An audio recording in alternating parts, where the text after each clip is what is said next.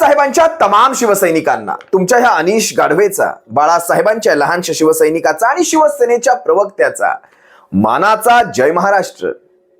राहुल नार्वेकर 2 दिवस उरलेत कार्यक्रम उरका. राहुल नार्वेकर महाराष्ट्राच्या विधानसभेचे अध्यक्ष. कधी नव्हे ते काय कुणास ठाऊक कुणाला नवस केला होता, पण कधी नव्हे ते हे पद पदरात पडलं राहुल नार्वेकरांच्या. एवढं महत्वाचं पद आयुष्यामध्ये आपल्या करिअरच्या प्रोफाईलवर चिटकलं हे भरून पावले असतील. पण राहुल नार्वेकरांना कुठे माहिती होतं की हेच पद माझ्या संपूर्ण राजकीय आयुष्याला एक कलंक लावून जाणार आहे. हेच पद माझ्या आयुष्याला कलंक लावून जाणार. जे सर्वोच्च पद आहे ते पद मानाने मिळालेलं नाहीये. ते पद तुम्हाला तुमच्या कॅपेबिलिटीमुळे, तुमच्या पात्रतेमुळे मिळालेलं नाहीये. कुठेतरी काहीतरी घडलंय, काहीतरी मुरलंय, काहीतरी जिरलंय, त्यामुळे हे पद तुम्हाला मिळालेलं. त्यामुळे तुम्हाला या पदाची ती काय म्हणतात तो उत्साह तुमच्यामध्ये नाही.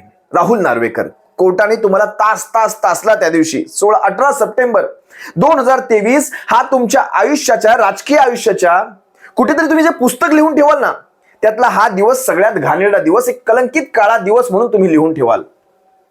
कारण माननीय सुप्रीम कोर्टाने स्पष्ट सांगितलं, तुमच्याकडे एक महत्वाचं पद असताना तुम्ही माननीय सुप्रीम कोर्टाचा आदर राखायला हवा होता. ज्या गोष्टी तुम्हाला सांगून दिल्या गेल्या होत्या त्या तुम्ही करायला हव्या होत्या, तुम्ही केलं नाहीत. चला गोष्ट सोडून द्या.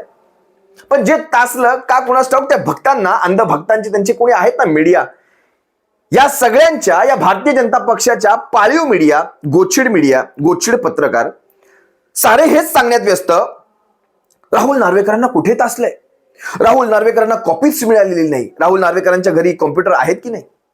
हा माझा पहिला प्रश्न. राहुल नार्वेकरांच्या घरी कॉम्प्युटर नावाची वस्तू किंवा लॅपटॉप नावाची वस्तू आहे की नाही. सगळं मिळालेलं असतं, सगळं. पण हे पाळीव अंध भक्त गोचिड पत्रकार सांगतात यांना कुठे काय तासलंय.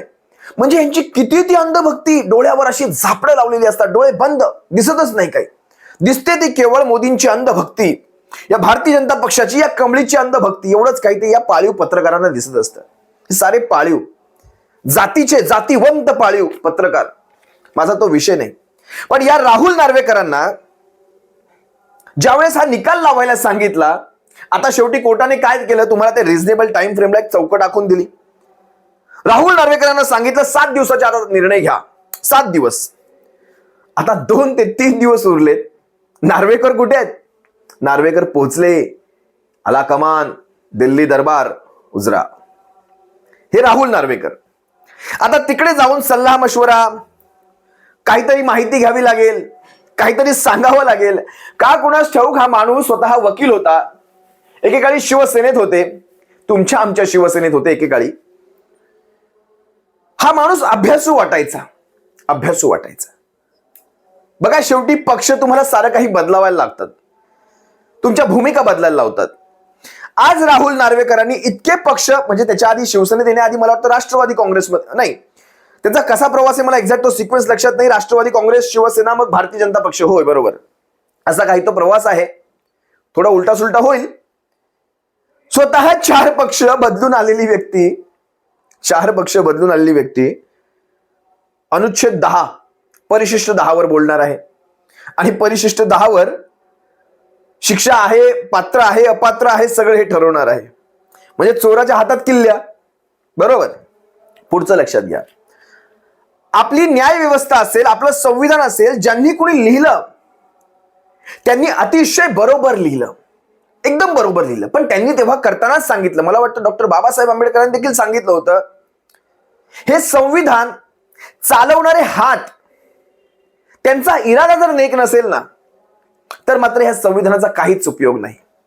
याला तोडलं जाईल, मोडलं जाईल, याचे तुकडे तुकडे करून आपापल्या पद्धतीने, आपापल्या हिशोबाने, आपल्या व्यवहाराप्रमाणे याला वापरलं जाईल.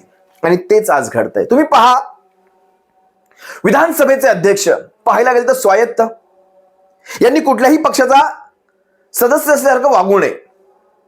पण तसं घडतं का? कारण ज्या पक्षाने त्यांना विधानसभेचा अध्यक्ष बनवलंय त्या पक्षाची ते बाजू घेणारच.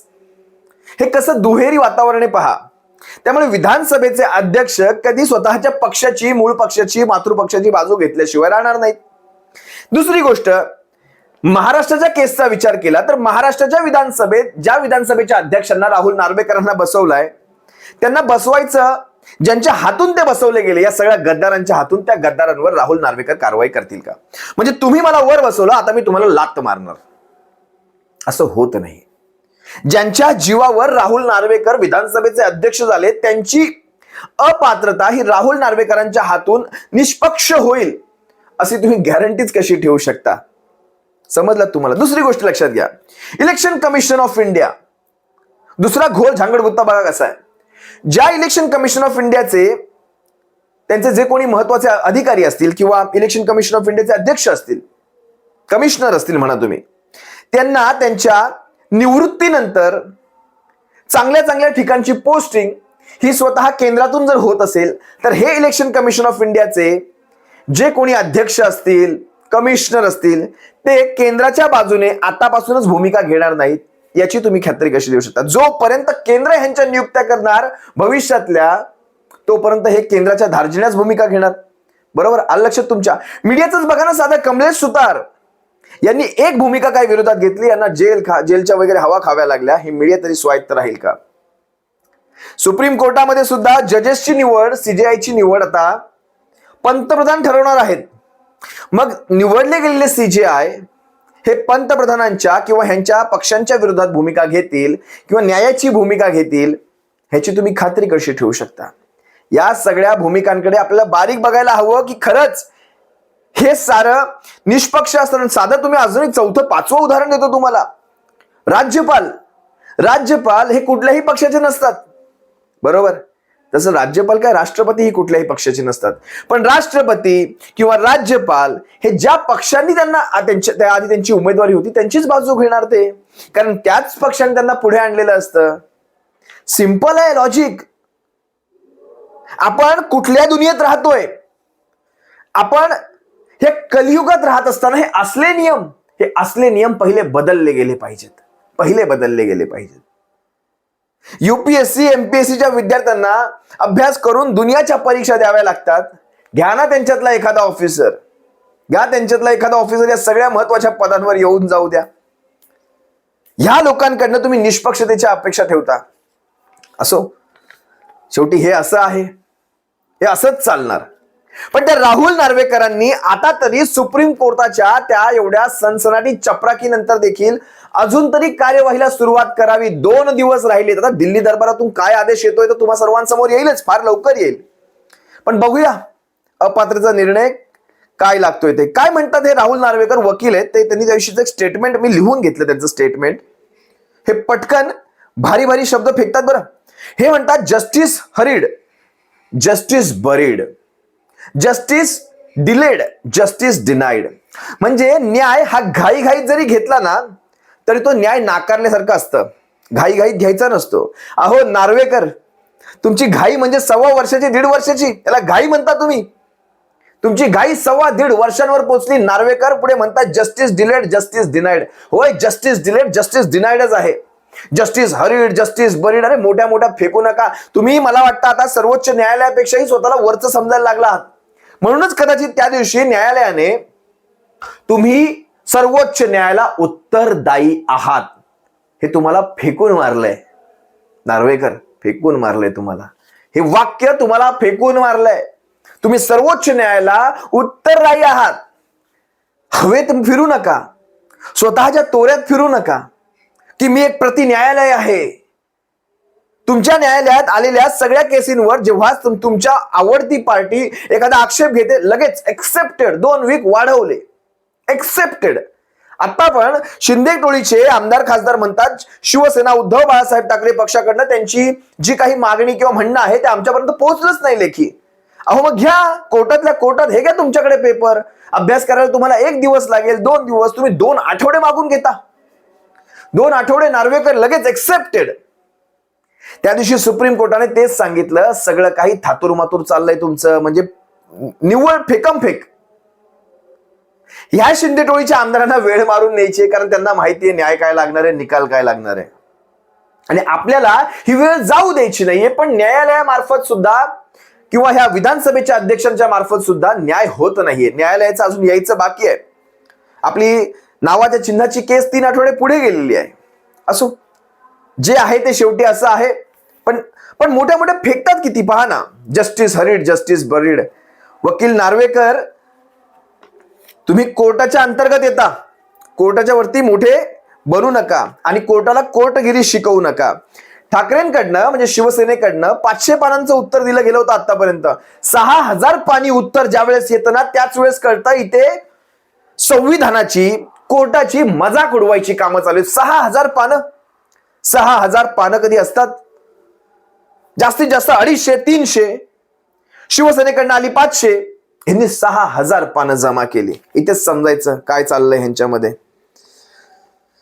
शिंदेची कागदपत्र नाहीयेत, कागदपत्र नाही म्हणून जी वेळ काढून घ्यायची जी स्ट्रॅटेजी आहे ना, ती नार्वेकर एक्सेप्ट करत चाललेत पुढे पुढे. आता तुम्हाला एक गोष्ट सांगतो,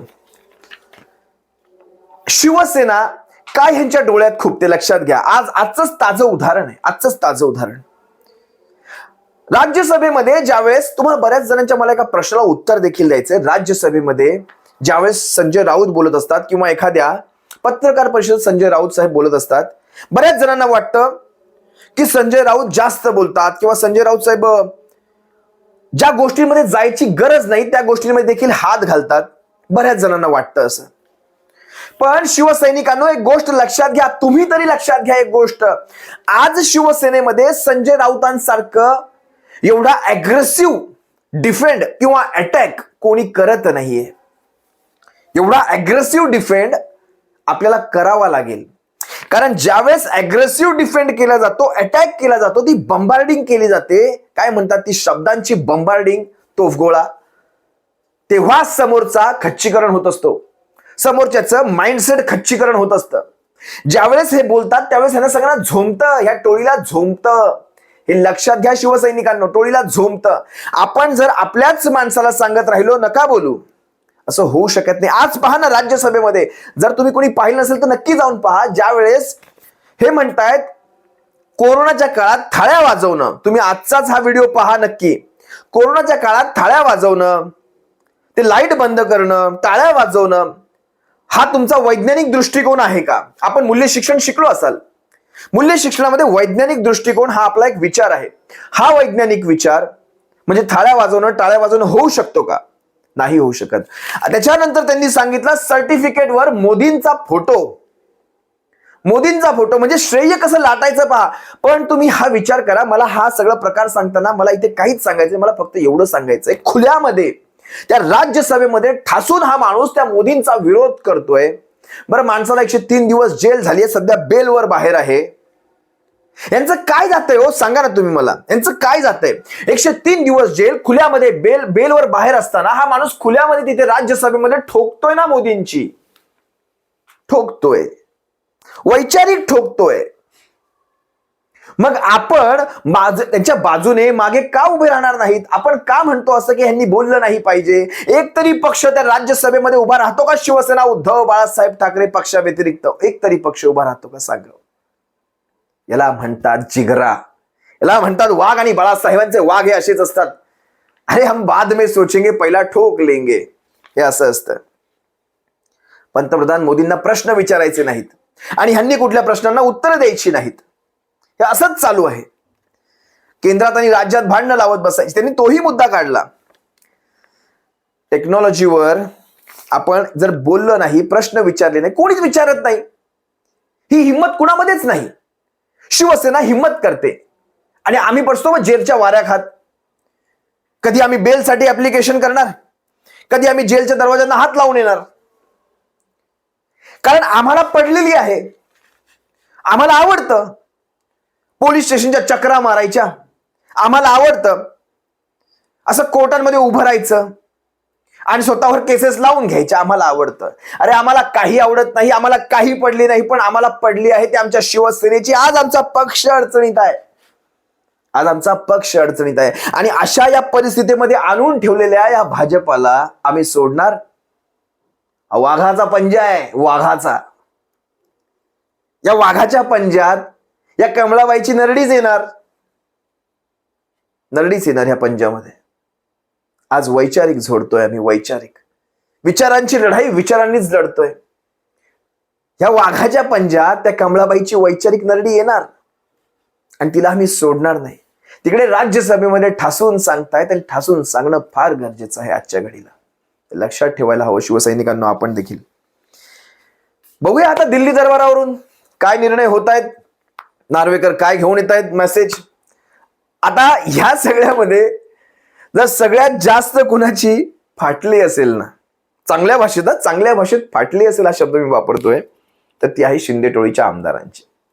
काय होणार आहे तिकडे माहित नाही. तुम्ही बघा ना, 18 तारखेला निकाल लागणार होता कोर्टामध्ये, बरोबर 14 तारखेला सुनावण्या घेतल्या. 14 तारखेला महाराष्ट्रामध्ये सुनावणी चालू केली, म्हणजे प्रक्रिया चालू केली, म्हणजे कुठेतरी कोर्टामध्ये उत्तर देता यावं की आम्ही चालू केलेलं आहे. दिमाग अरे हम कब सीखेंगे ये कमीनापन. आपण भारतीय जनता पक्षासोबत राहिलो पण हा कमीनापन शिकलो नाही, तो आपल्याला शिकायचा. दिमाग असो. तुम्हा सर्व शिवसैनिकांची रजा घेतो. 2 ते 3 दिवस थांबायचंय आपल्याला. पाहूया जे होतंय. आपण इथेच आहोत. कमळाबाई कशी फडफड करते या सगळ्यांना वाचवायला, ते आपण याची डोळा पाहू. तुर्तास तुमची रजा घेतो. सप्रेम जय महाराष्ट्र. बाळासाहेबांच्या शिवसैनिकांनो काळजी घ्या.